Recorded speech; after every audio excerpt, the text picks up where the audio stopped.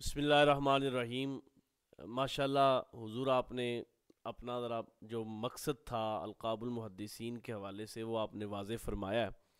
اب میں آپ سے یہ سوال کرنا چاہتا ہوں کہ القاب المحدثین کے حوالہ سے اگر کوئی ایک حدیث کا طالب علم یا حدیث کا استاذ پڑھانے والا، وہ کون سے ایسے سورسز ہیں جن القاب المحدثین پر، کون سی ایسی کتابیں ہیں جن کو ہم مطالعہ کر سکیں اور ہمیں پتہ چل سکے کہ یہ محدث کا القاب ایسے تلفظ کے ساتھ ذکر کیا گیا ہے، اس کا فلاں علاقہ ہے، یہ ذرا واضح فرما دیں۔ بسم اللہ الرحمن الرحیم۔ بہت شکریہ صاحب، اللہ رب العزت آپ کو جزائے خیر سے نوازے۔ آپ نے یہ سوال کیا ہے کہ کون سے ایسے سورسز ہیں کہ ان کا مطالعہ کر کے ہم یہ بات معلوم کر سکتے ہیں کہ یہ جو لقب ہے اس کے اعراب، اس کے اسباب کیا ہیں، وجوہات کیا ہیں اور ان کو کس طریقے سے پڑھنا ہے۔ یعنی القاب المحدثین تک جو اپروچ ہے وہ کس طرح ممکن ہے، یعنی آپ یہ چاہ رہے ہیں۔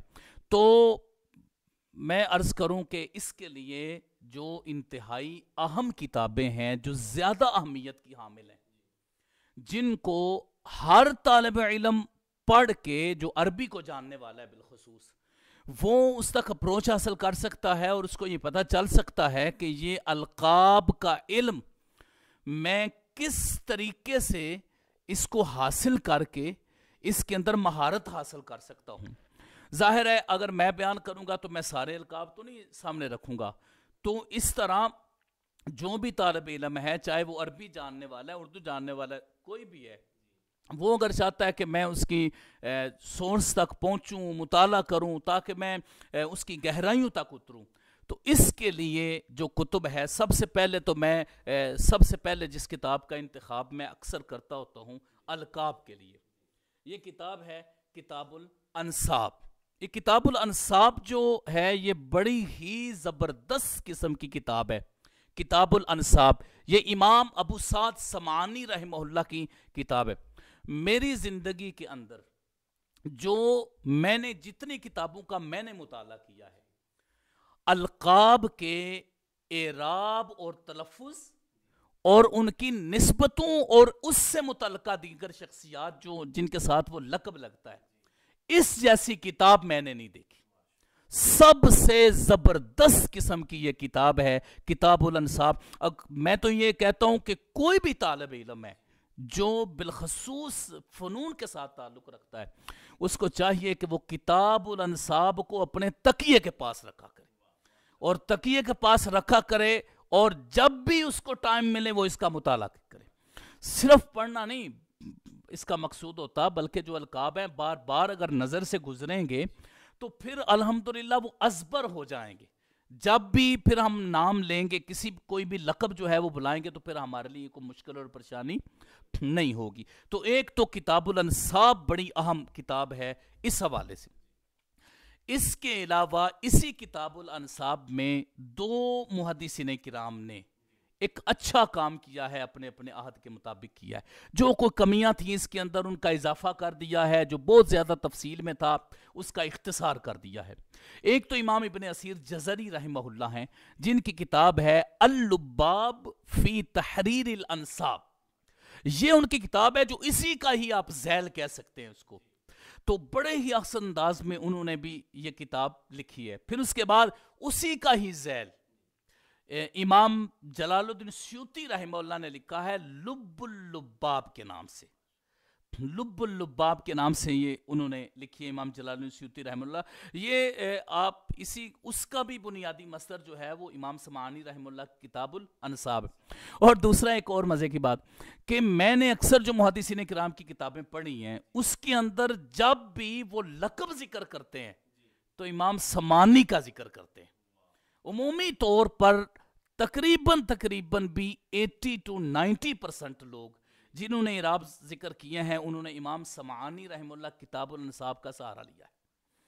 تو اس کا مطلب یہ ہے کہ یہ کتابیں بڑی اہم ہیں۔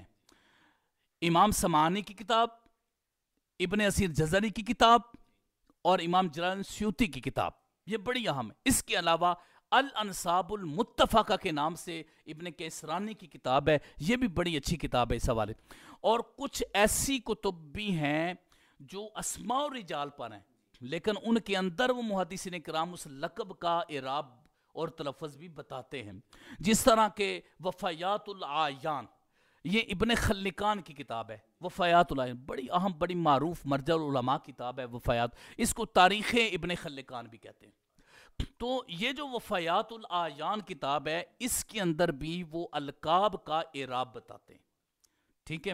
دوسرا امام نووی کی کتاب ہے تہذیب الاسماء واللغات، یہ بھی راویوں پر ہے، کتب اسماء رجال میں سے ہے، لیکن اس میں بھی وہ القاب جو محدثین کرام ہیں اس کے اعراب بتاتے ہیں۔ تو یہ بھی کتابیں بڑی بنیادی حیثیت رکھتی ہیں القاب سے متعلق۔ پھر اس کے بعد ایک باقاعدہ طور پر یہ کتاب ہے محمد بن طاہر پٹنی کی، المغنی فی ضبطی اسماء الرجال، المغنی فی ضبطی اسماء الرجال، یہ کتاب بھی علامہ محمد بن طاہر پٹنی کی بڑی زبردست کتاب ہے۔ اس کے اندر ایک تو انہوں نے القاب جو ہیں ان کے اعراب بتائے ہیں، اور دوسرا جو محدثین کرام کے نام ہیں، جو محدثین کرام کے نام ہیں انہوں نے ان ناموں کا بھی جو ہے وہ اعراب بتائے ہیں۔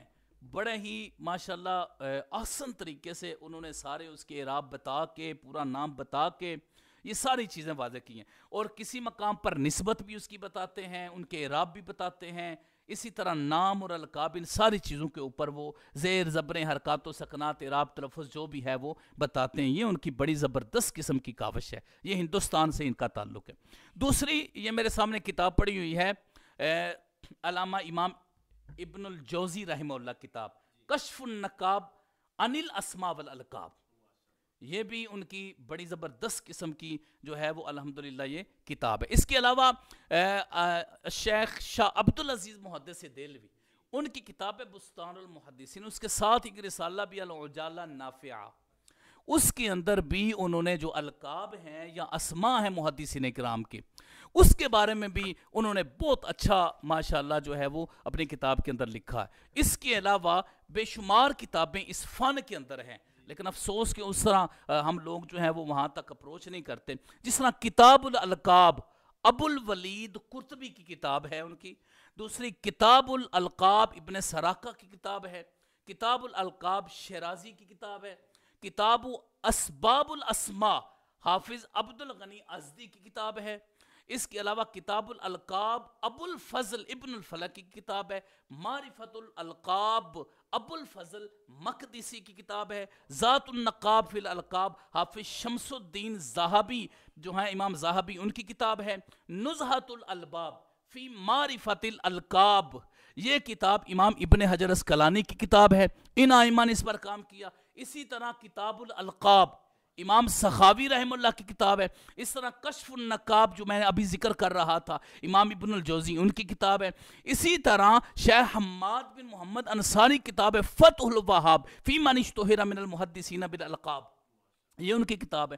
تو اس طرح جو القاب، اور پھر دوسرا یہ ہے یا تو انصاب کے نام سے کتابیں ہوں گی جو محدثین کے حوالے سے لکھی گئی ہوں گی، ایک وہ بڑی اہم ہوں گی، دوسرا الاسماء والالقاب والقنا، ان تینوں ناموں پہ جو لکھی گئی کتابیں ہوں گی وہ بھی القاب المحدثین میں جو بھی طالب علم ہے اس کے لیے بہت زیادہ کار آمد ہوں گی۔ اگر کوئی بندہ بھی اس فن میں آنا چاہتا ہے تو وہ ان کتب کو دیکھے گا، یہ کتب جو ہیں وہ مل جاتی ہیں الحمدللہ۔ تو اگر ان کتابوں کو سامنے رکھ کے ہم اس کا مطالعہ کریں تو جو القاب المحدثین ہے بحمدہ تعالی اس پر ایک طالب علم اچھی نگاہ رکھ سکتا ہے۔ لیکن پھر میں آخر میں یہ ضرور کہوں گا کہ جو کتاب الانصاب امام سمعانی کی ہے، یہ کتاب جو ہے یہ ہر طالب علم کے پاس ہونی چاہیے۔ اب دیکھیں نا، ایک ایک لقب کو وہ لیتے ہیں اور اس پر پھر آگے پوری اس کی تفصیل بتاتے ہیں۔ اس کتاب میں انہوں نے دیے ہی لقب ہے، کتاب کا نام کتاب الانصاب رکھا ہے لیکن القاب پر ساری بات کی۔ باقی اگر کوئی طالب علم مزید آسانی سے جو اردو کا سمجھنا چاہتا ہے، الحمدللہ ہمارے بیانات اس پر کافی تعداد میں اب آ چکے ہیں، القاب المحدثین پر ہماری پوسٹوں کا آغاز ہو چکا ہے الحمدللہ رب العالمین، اور اس کے علاوہ ہمارے جو آگے کتاب آ رہی ہے اردو کے جو طالب علم ہیں ان کے لیے ہم نے جو چیزیں سامنے رکھی ہیں وہ بڑی اہمیت کی حامل ہیں، اور انشاءاللہ العزیز اس کا بہت زیادہ جو ہے وہ فائدہ ہوگا۔ تو الحمدللہ یہ تھا انصاب کے بارے میں جو صاحبزادہ محمد حسن رضا علوی صاحب آپ نے جو یہ سوال کیا تھا، اس کے جواب میں یہ چند کتابیں میں نے آپ کی بارگاہ میں عرض کی۔ جی حضور ماشاءاللہ، اللہ پاک آپ کو جزائے خیر عطا فرمائے۔ آپ نے ایک مختصر سے وقت میں اتنی زیادہ رہنمائی فرمائی ہے، اور اتنی زیادہ کتب کے آپ نے ہمیں ریفرنسز دیے ہیں کہ ایک بندہ سوچ بھی نہیں سکتا۔ کچھ تو کتب ایسی ہیں کہ جن کے جو اسماء ہیں وہی ہم نے پہلی مرتبہ سنے ہیں۔ تو ماشاءاللہ یہ آپ کی ایک بہت اچھی کاوش ہے۔ اللہ پاک آپ کو جزائے خیر عطا فرمائے، اور اللہ تعالیٰ آپ کے علم میں، عمل میں اور صحت میں برکتیں عطا فرمائے۔ بہت شکریہ، آمین۔